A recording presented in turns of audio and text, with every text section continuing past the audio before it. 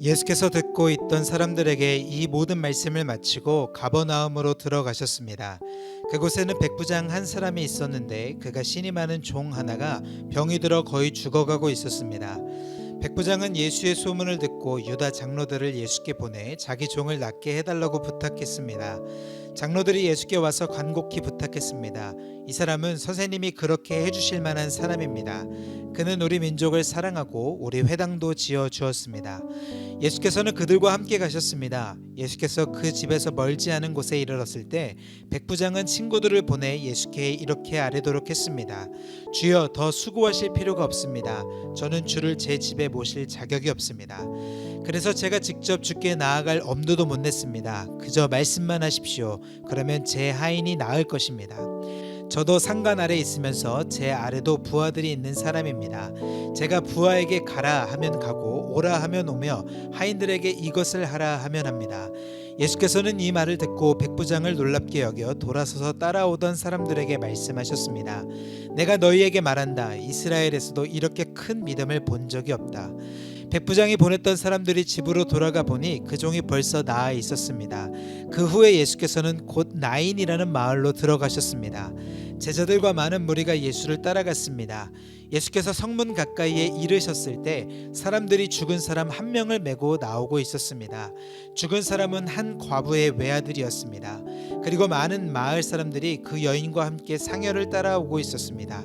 주께서 그 여인을 보고 불쌍히 여기며 말씀하셨습니다. 울지 마라. 그러고는 다가가 관을 만지셨습니다. 관을 메고 가던 사람들이 멈춰서자 예수께서 말씀하셨습니다. 청년아, 내가 내게 말한다. 일어나거라. 그러자 죽은 사람이 일어나 앉아 말하기 시작했습니다.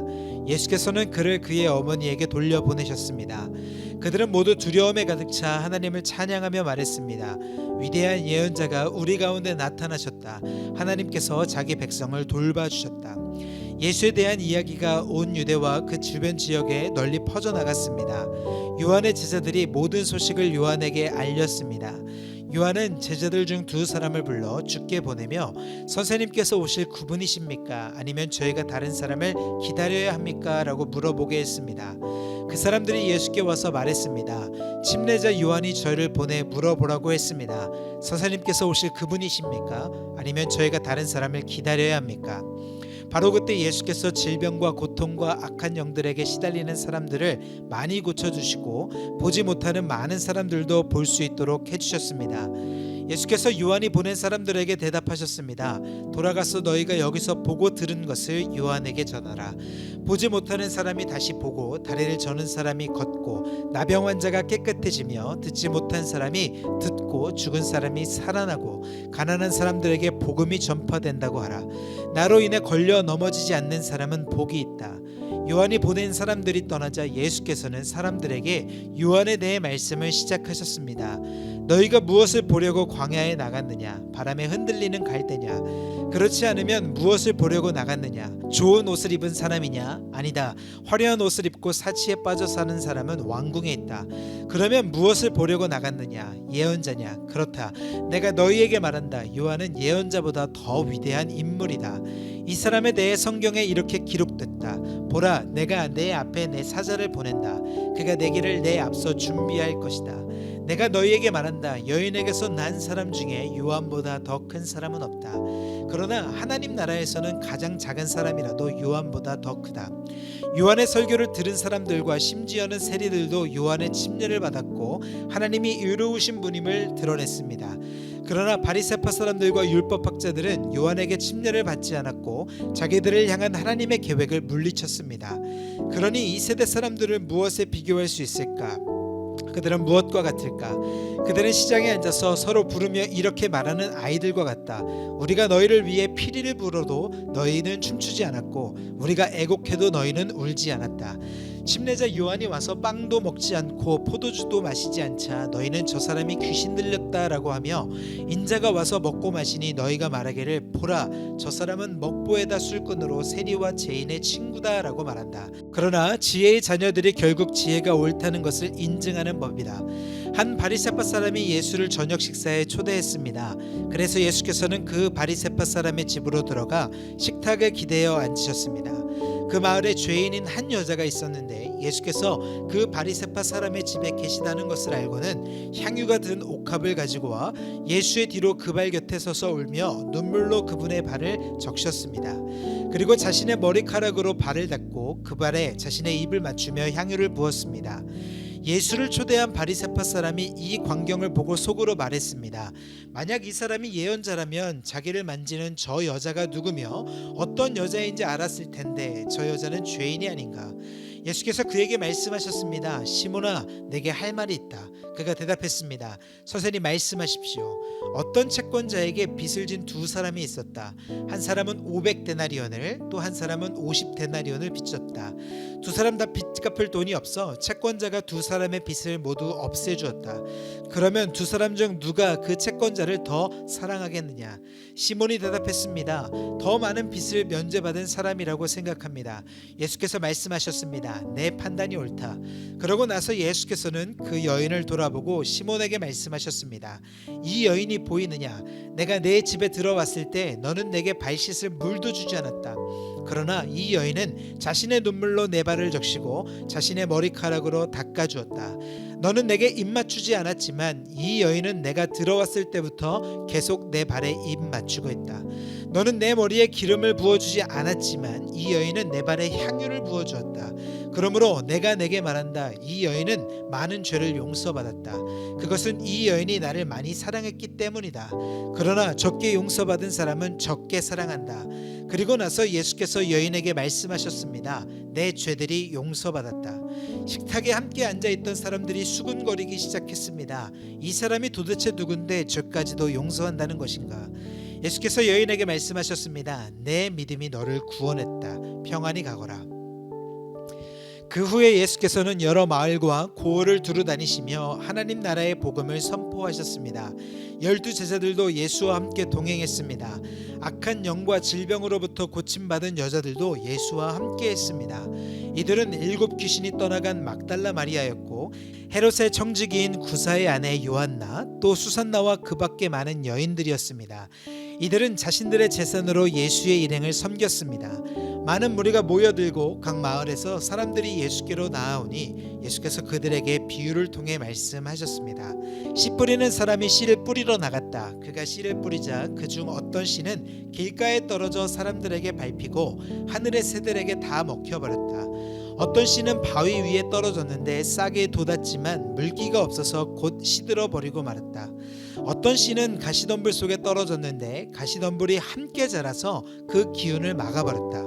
또 다른 씨는 좋은 땅에 떨어져 자라나 100배나 많은 열매를 맺었다. 예수께서 말씀을 마치고 큰 소리로 외치셨습니다. 들을 귀 있는 사람은 들으라. 제자들은 예수께 이 비유가 무엇을 뜻하는지 물었습니다. 예수께서 말씀하셨습니다. 너희에게는 하나님 나라의 비밀을 알게 해주었다. 그러나 내가 다른 사람들에게는 비유로 말했다. 이것은 그들이 보아도 보지 못하고 들어도 깨닫지 못하게 하려는 것이다. 비유의 뜻은 이와 같다. 씨는 하나님의 말씀이다. 길가에 떨어진 것은 하나님의 말씀을 들었으나 마귀가 와서 그 마음에서 말씀을 빼앗아 가는 바람에 믿지 못하고 구원받지 못하는 사람들이다. 바위에 떨어진 것은 하나님의 말씀을 듣고 기쁘게 받아들이지만 뿌리가 없어 잠시 동안 믿다가 시련이 닥치면 곧 넘어지는 사람들이다. 가시밭에 떨어진 것은 하나님의 말씀은 들었으나 이 세상의 걱정과 부와 쾌락에 사로잡혀서 자라지 못하고 온전한 열매를 맺지 못하는 사람들이다. 그러나 좋은 땅에 떨어진 것은 착하고 좋은 마음으로 하나님의 말씀을 들은 뒤 그 말씀을 굳게 간직하고 인내에 좋은 열매를 맺는 사람들이다. 등불을 켜서 그릇으로 덮거나 침대 밑에 두는 사람은 아무도 없다. 오히려 등불은 들어오는 사람들이 볼 수 있도록 등잔대 위에 두는 것이다. 숨겨둔 것은 드러나고 감춰둔 것은 알려지게 마련이다. 그러므로 너희는 내 말을 조심해서 들으라. 가진 사람을 더 받고 가지지 못한 사람은 가진 줄로 생각하는 것조차 빼앗길 것이다. 예수의 어머니와 형제들이 예수께로 왔으나 많은 사람들 때문에 예수께 가까이 갈 수가 없었습니다. 그래서 사람들이 예수께 말했습니다. 선생님의 어머니와 형제들이 선생님을 만나려고 밖에 서 있습니다. 예수께서 대답하셨습니다. 하나님의 말씀을 듣고 신천하는 사람이 바로 내 어머니요 내 형제들이다. 하루는 예수께서 제자들에게 말씀하셨습니다. 호수 저편으로 가자. 그래서 그들은 배에 올라타고 떠났습니다. 그들이 배를 저어가는 동안 예수께서는 잠이 드셨습니다. 그때 호수에 사나운 바람이 불어오더니 배에 물이 들이쳐 매우 위험한 상황이 됐습니다. 제자들이 가서 예수를 깨우며 말했습니다. 선생님, 우리가 모두 빠져 죽게 생겼습니다. 그러자 예수께서 일어나 바람과 파도를 꾸짖으시니 폭풍이 멈추고 호수가 다시 잔잔해졌습니다. 예수께서는 제자들에게 말씀하셨습니다. 너희의 믿음이 어디에 있느냐? 제자들은 두려움과 놀라움 속에서 서로 말했습니다. 이분이 도대체 누구시기에 바람과 물을 호령하시니 바람과 물조차도 이분께 복종하는가? 예수의 일행은 갈릴리 호수 건너편 거라사 지방으로 배를 저어갔습니다. 예수께서 배에서 내리시자 그 마을에 사는 귀신 들린 사람과 마주치셨습니다. 그는 옷도 입지 않은 채 집이 아닌 무덤에서 산 지 벌써 오래된 사람이었습니다. 그가 예수를 보자 소리를 지르며 예수의 발 앞에 엎드려 지극히 높으신 하나님의 아들 예수여, 내가 당신과 무슨 상관이 있습니까? 제발 저를 괴롭히지 마십시오라고 찢어질 듯 큰 소리로 외쳤습니다. 이는 예수께서 그 사람에게서 나가라고 더러운 영에게 명령하셨기 때문입니다. 그 사람은 수시로 귀신에게 붙들렸는데 손발을 쇠사슬에 묶어둬도 다 끊어버리고 귀신에 이끌려 광야로 뛰쳐나가곤 했습니다. 예수께서 그에게 물으셨습니다. 내 이름이 무엇이냐? 그가 대답했습니다. 군대입니다.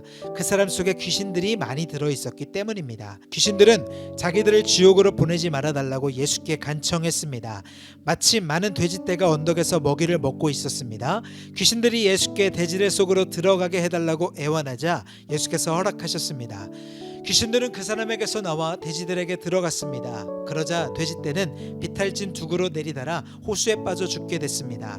돼지를 치던 사람들이 그 광경을 보고 달아나 마을과 그 일대에 이 일을 알렸습니다.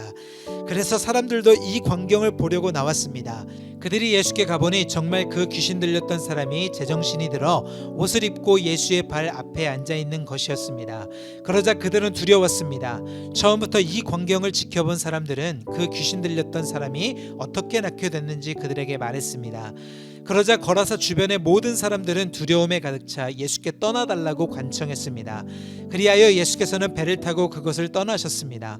귀신 들렸던 그 사람은 자신도 함께 가겠다고 예수께 애원했습니다. 그러나 예수께서는 그를 보내며 말씀하셨습니다. 집으로 돌아가서 하나님께서 내게 하신 일을 다 말하여라. 그러자 그 사람은 온 마을을 다니며 예수께서 얼마나 큰 일을 행하셨는지 전했습니다. 예수께서 돌아오시자 많은 사람들이 그분을 반겼습니다. 그들 모두가 예수를 기다리고 있었습니다. 그때 야이로라는 회당장이 와서 예수의 발 앞에 엎드리며 자기 집에 와달라고 간절히 애원했습니다. 12살 된 자기 외동딸이 죽어가고 있었기 때문입니다. 예수께서 그리로 내려가시는데 많은 사람들이 밀어댔습니다. 그 중에는 12년 동안 혈루병을 앉아온 여인이 있었는데 의사들에게 재산을 모두 썼지만 어느 누구도 그 여인의 병을 고쳐줄 수 없었습니다. 그 여인은 예수의 뒤로 비집고 다가가 그분의 옷자락에 손을 댔습니다. 그러자 즉시 출혈이 멈췄습니다. 그때 예수께서 누가 내게 손을 댔느냐라고 물으셨습니다. 사람들이 모두 만지지 않았다고 하자 베드로가 말했습니다. 선생님, 많은 사람들이 선생님을 밀어대고 있습니다. 그러자 예수님께서 말씀하셨습니다. 누군가가 내게 손을 댔다. 내게서 능력이 나간 것을 알고 있다. 그러자 여인은 더 이상 숨길 수 없음을 알고 떨면서 앞으로 나와 예수의 발 앞에 엎드렸습니다. 여인은 모든 사람 앞에서 왜 예수께 손을 댔는지 그리고 어떻게 병이 즉시 나았는지 말했습니다. 그러자 예수께서 여인에게 말씀하셨습니다. 딸아, 내 믿음이 너를 구원했다. 평안히 가거라. 예수께서 말씀을 채 마치시기도 전에 야이로 회당장의 집에서 사람이 와서 말했습니다. 따님이 죽었습니다. 선생님께 더 폐를 끼치지 않는 것이 좋겠습니다. 이 말을 듣고 예수께서 그에게 말씀하셨습니다. 두려워하지 말라. 믿기만 하면 아이가 나을 것이다. 예수께서는 야이로의 집에 이르러 베드로와 요한과 야고보와 아이의 부모 외에는 아무도 들어오지 못하게 하셨습니다.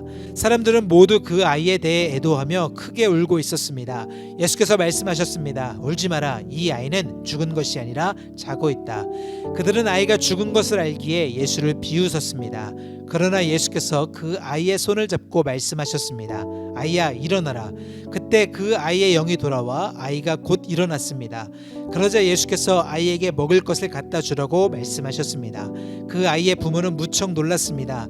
그러나 예수께서는 이 일을 아무에게도 말하지 말라고 그들에게 명령하셨습니다. 아멘.